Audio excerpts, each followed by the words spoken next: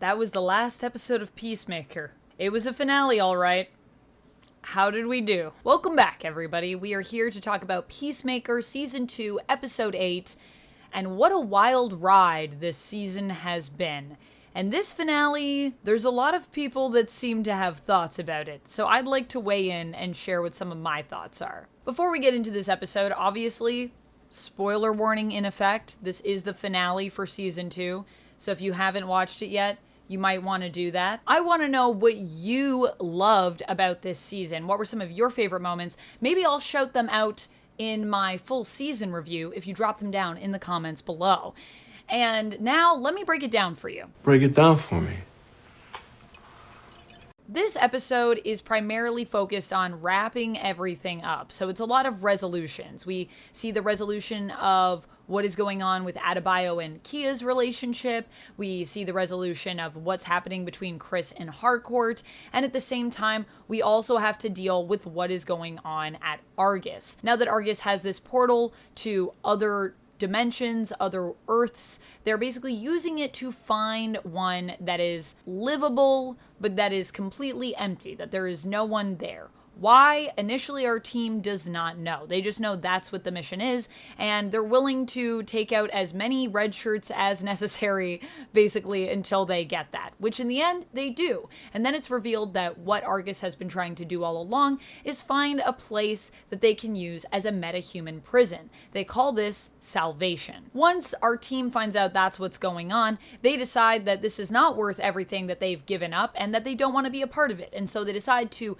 band together, even getting Peacemaker back in with the gang and convincing him that he really does belong with them in order to forge a new sort of opposing force, if you will, I would say, a team that is known as Checkmate. And seemingly it's a happy ending. We have Checkmate, all of our things have been resolved in terms of relationships. However, not exactly, because at the end we get a little twist that Peacemaker gets taken in by Rick Flag Sr. and thrown into Salvation as the first test subject for how it will affect a human body that he volunteered for. And that is where we leave off with Season 2. Quite a cliffhanger. But overall, how do we feel about this? How do we feel about how this episode went? I mean, we got to find out what happened on the boat, which is something that I've been waiting for since the beginning of the show. It was referred to, I believe, back in episode 1, and I knew that this was going to be something that we would have to see at the end of the show. I love when we get some storytelling elements where there's things that are built into the beginning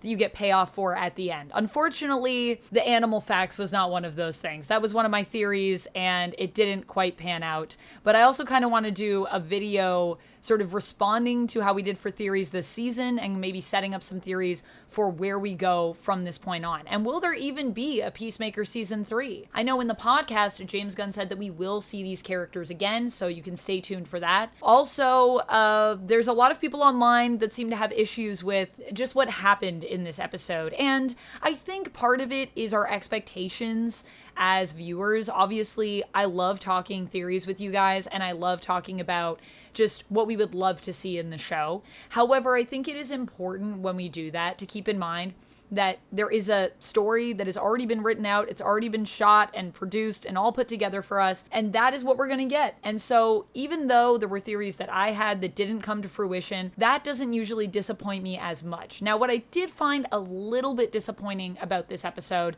and I've thought about it a little bit more, I think what it is that it just feels a little bit bloated. It feels bloated in the sense that there is a lot of montages in this episode. And it's something that everyone's talking about online, I feel like. There's a lot of people that are saying that the musical performances, while they're awesome and they're really fun on the boats, out on the rock and roll sort of cruise that we saw, they are just too long. Now, I've seen people exaggerating on the length of that. And so just to give you like some of the breakdowns for the actual time, I went through and I looked at it, and so I'll give you a little bit of a breakdown as to how much time everything took, because I think that's important for us to understand for how this episode rolled out. But before I get into that, I just wanted to quickly acknowledge, because I haven't said anything yet, I'm in a Poison Ivy cosplay. It's because I'm doing cosplay every stream this month for October for Halloween. So that's why I'm in this cosplay. And if you want to see me cosplaying this month, you can check it out over on the live tab or at twitch.tv/vampex13. I stream about 5 times a week, so that's a thing I do if you want to check it out. I might be live right now. So I went back through and I took a look at all of the scenes and I basically broke down how long it all is. And if you want to know in terms of how long Chris is in it, not including montages, I'm pretty sure he's in like almost every montage that we have here. For montages and concert scenes, that's about 13 minutes. And if you cut out the recap and the credits, the runtime is around 50 minutes for the episode. So that would be about 30% of it is focused on like scenes where Chris is there. And then for the montages, about 26% of it is montages. So I guess if you add those together, if Chris is in both, he's in about 56% of the show, of the episode, which is still quite a bit. It is also more of an ensemble show. So people that want more Chris and feel like there wasn't enough, I would say season 2 is very ensemble focused. However, we can't deny the montage and concert time. 26% of your runtime, 13 minutes is a lot of time. And so if that feels long to you, it makes sense. Some of these scenes are a few minutes long, 2 to 3 minutes long, which is a long scene. And those are the ones that I also felt were the most impactful. So clearly the runtime was felt. I felt like things happened and we needed that time there. But the montages also feel a bit gratuitous because a few minutes of time in a montage is a long time on screen. That is a long time for people to be sitting watching, you know, a montage of something. Overall, I think it's just the fact that when you have too many montages, things are not as specific. And my favorite scenes in this episode are honestly the ones where we made really specific choices. I really love the conversation between Adebayo and Kia. I think that it is something that we set up at the beginning of the season and that I was really hoping we were going to come back to, as clearly Ads has been on this journey throughout season 2 where she has been the optimistic one. She has been hopeful about everything. But I think that's because what her hope is masking is the pain that she's feeling at the ending of her marriage. And she doesn't want to confront the fact that it might be time for her to split up with Kia. That makes her really sad. And so she just doesn't acknowledge that until she is forced to when she has that conversation with Judo Master last episode. So I think that was a natural progression. There are also people that are saying that just like nothing happened in this episode, or that the resolution wasn't satisfying because it didn't go to a place that I don't know, that wasn't big enough of I guess, some kind of resolution. However, I would argue that in the beginning of the season, we see all of these characters and they're all kind of splintered. They're still in contact with each other. They're still friends. The 11th Street Kids gang is still in existence, but they aren't as together as they were by the end of season 1. Everyone's kind of off doing their own thing. And so what I think all of season 2 is about is everyone kind of going on their own journey that leads them inevitably back together until they realize that where they really belong is all of them together doing something. And that's what ends up happening in the end when they come together and they form Checkmate. Checkmate is interesting because in the comics, Checkmate is quite different, I would say, than what it seems like we're doing with the team in the DCU, but I like that it's different. I personally was excited to see Checkmate here because I thought, you know, especially with Bordeaux being here and us having Argus, like, it was just weird to me that Checkmate wasn't here yet. So when they revealed that, I was like, that makes a lot of sense. And I like that based on my comic knowledge. But I think even if you don't have the comic knowledge, the show is really good at setting up everything that'll be. And it's honestly going to be different from the comics. So you don't need to know about who Checkmate is in the comics to understand what they're doing. You don't need to know about Salvation Run in the comics to understand what they're doing with that. Now, when they reveal Salvation, that was kind of another aha moment. I was actually doing a watch along of this, and I'll have a reaction as well up on the channel for my members. And I want to shout out to Jamie, who was in the watch along with me and pointed out that Salvation sounded familiar, and isn't that from the comics? And then when I was looking, I was like, oh yeah, Salvation Run, which leads up to Final Crisis. I don't necessarily think this is going to lead up to Final Crisis, but Salvation Run is a really cool sort of 7-issue sort of limited series or mini run, and it is good. So I like that we're doing that. I like that that is part of the DCU trajectory, that Salvation is now in the mix, and I'm curious to see where else that goes. I am sad that we kind of left Peacemaker in a perilous situation, but I'm hoping that that might apply some pressure for us to get more Peacemaker stories. As John Cena sort of alluded to in the podcast, he talked about how he really would like to keep doing the show because he just loves this show and loves the team. And I think sometimes when you leave a bit of a cliffhanger, it gives you more of a chance to get to continue the story. So I think that's why they kind of did it. However, would it be nice for everyone to just have a happy ending and that be that?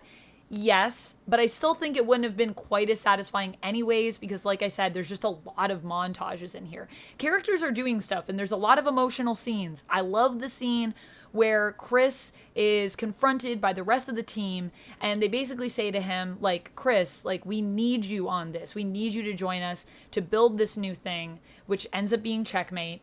And I feel like him and Adebayo have this great moment when everyone's there. Everyone in the scene is great, but honestly, Danielle Brooks is just, she's in a league of her own, in my opinion, in this show. Her and John Cena are so good. I mean, the whole cast is amazing, but wow, that was such an emotional moment. It's such an emotional scene. And in the podcast, James Gunn also talks about how, you know, for him, Peacemaker reminds him of his dad, who was the person that really loved him and believed in him, and who he kind of felt was like the only person who saw him in that way, who loved him like that, until later on in his life when he realized, you know, this other love that he had around him from other people. But that is, you feel that in the scene. And I just have to say, such good writing from James Gunn in a lot of these really intimate scenes. I do think he gets a little bit carried away in this episode, as also the director of the episode, with the music and just using music to carry us through things are happening. Checkmate is being created. You know, a bunch of people are dying while we're looking for this world that's empty, going through all the doors. And I mean, the first death we care about with Klein there, I thought that was good. But after that, like, these other characters, we have no attachment to them. So you see the team being upset. You understand there's a lot of loss of life happening here, but there's just not as much of an emotional buy-in because we haven't had time to build it. So I think the way you have to go with it is either cut back on the montages and make more specific choices for small moments in that time frame, do less montages, or you just cut this down entirely because the episode ends up feeling bloated. I do think that the performances on the boats are great, but also they are a bit self-indulgent at times. However, it was really cool that Nelson got to be there and Foxy Shazam got to be there and they got to perform. And I will say that the shot with John Cena and Jennifer Holland as Chris and Harcourt on the boat, when they have that kiss and they're dancing and they do the spin out in slow-mo and then they come together, that is maybe the most beautiful shot that we have in all of Peacemaker at this point. I thought that shot was stunning. And the cinematography does not disappoint in this episode. The soundtrack doesn't disappoint in this entire show. And in this episode as well. It's just too much. It's a little too much music, I think. Overall, I liked it. I thought it was a good episode. I do enjoy it. I think it could be a stronger finale if we had just, like I said, consolidated a little bit more. So I can't give it a perfect score, but I think I'm still going to give it a 4 because my only note is really just it feels like it's too much that isn't doing enough. It isn't as meaningful. Oh, just another quick note. The scene between Peacemaker and Harcourt as well, where he stops her from getting into that fight before they get on the boat. I loved that moment. I thought it was so good. I just wish we had more of those, you know, little moments in here that are so meaningful and so impactful. But the ones that we have still hit really hard. So when people say there's like none of that or not enough of that maybe, but none of that is like, come on, like let's give them credit where credit is due. So overall, I still enjoyed it. I still thought it was good. I think people that are saying it's like the worst finale ever are overreacting a little bit. But Yeah, I do want to see where it goes next, and I do understand, but I'm a little bit sad that it's such a cliffhanger because I don't know if we're getting a season 3. I hope so. I hope so. I guess we'll have to wait and see. Anyways, that's what I thought of this one. Let me know your thoughts down in the comments below. I'd love to hear about it. I'll see you in the next one. And until then, friends, stay nerdy. Bye!